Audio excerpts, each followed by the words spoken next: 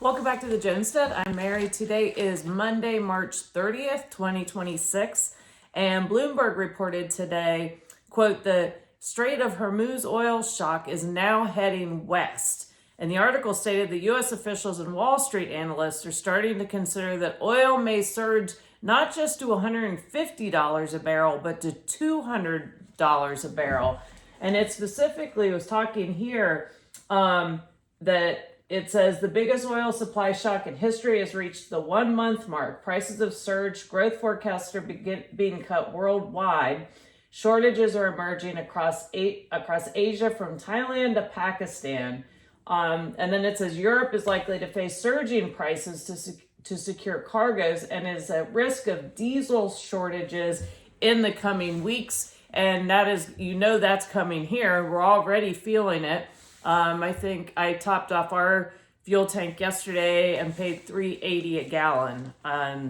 So back to the article, the chief executive officer of Total Energies SE said at a conference in Houston that if this lasts more than 3 to 4 months, which it sure seems like that's where it's headed, it becomes systematic. And we're not just talking about one little.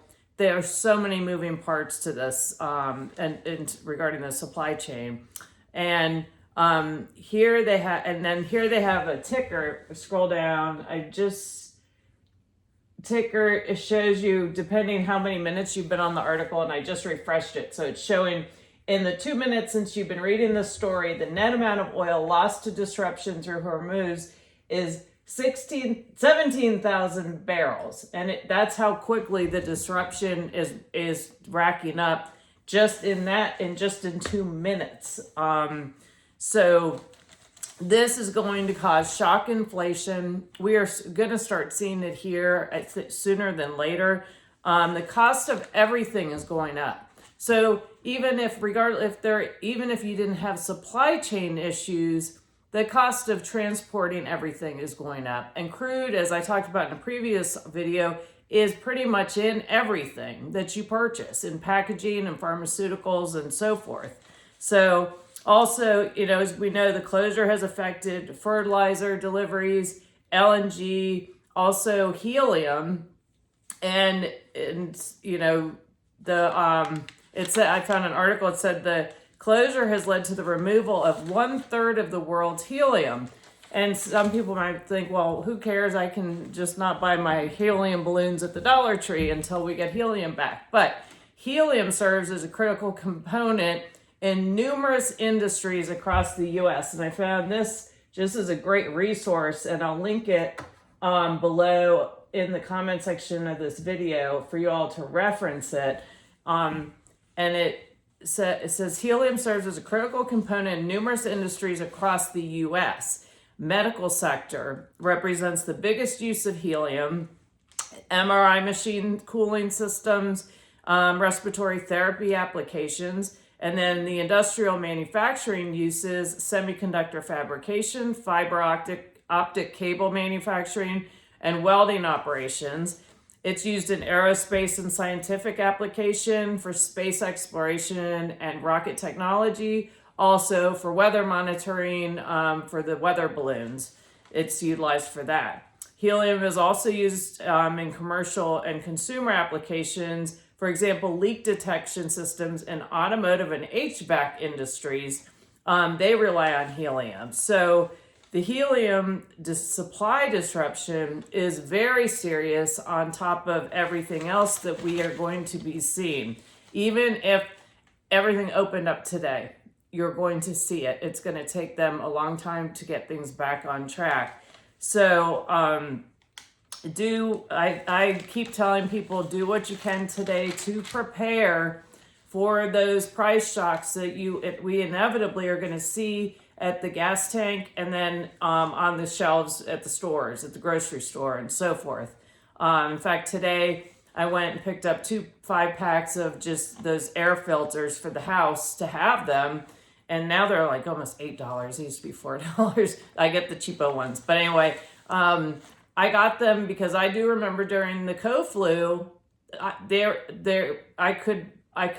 would go regularly, and they did not have them in stock for quite a while. So I went ahead and just picked up 2 5-packs of those, and also picked up some more non-perishable food today, topped off the gas tank. We've started the gardens, so I planted so far carrots, peas, and spinach.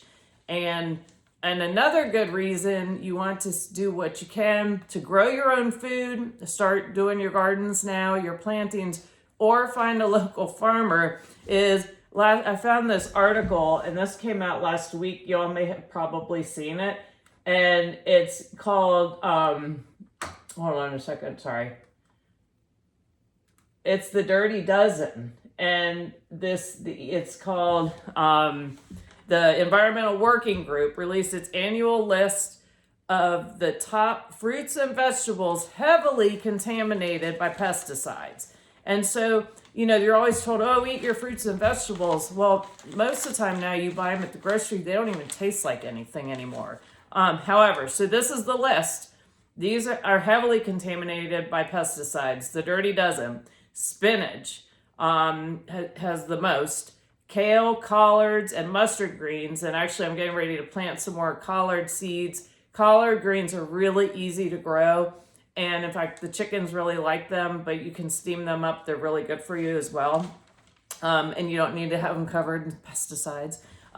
Strawberries, part of the Dirty Dozen. Grapes, nectarines, peaches, cherries, apples, blackberries, pears, potatoes, and blueberries. So you remember everyone always talks about, when you go to the grocery store, just stay on the outside aisles and then the produce section.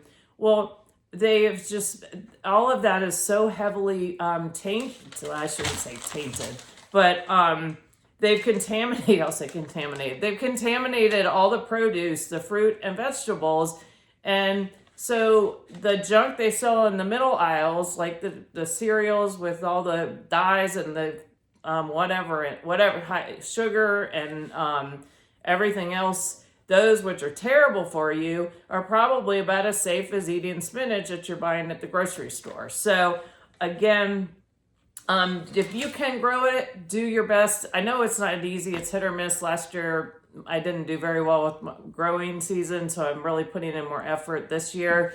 But also we have farmers markets around, and there are other local farms that you can purchase directly from, and you can find out from them how they treat their crops that they're growing. So, but again, I mean, it said in the article specifically which was it? With the kale, collards, and mustard greens, they identified specific cancer-causing pesticides were on those, and not just in a minuscule amount.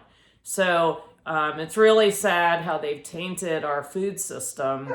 And there are ways that you can do to work around it and try to avoid buying produce from those grocery stores where it's heavily tainted with pesticides. But again, do everything you can to just be prepared. And I'm not trying to be doom and gloom, but I think it's important for people to know what's happening, and so they're not blindsided when all of a sudden in 2 weeks or in a month or whatever, and you go to the grocery store and a can of beans is $10. So anyway, thank you all for watching. Please like, subscribe, and share, and I look forward to talking to you again soon. Have a great day.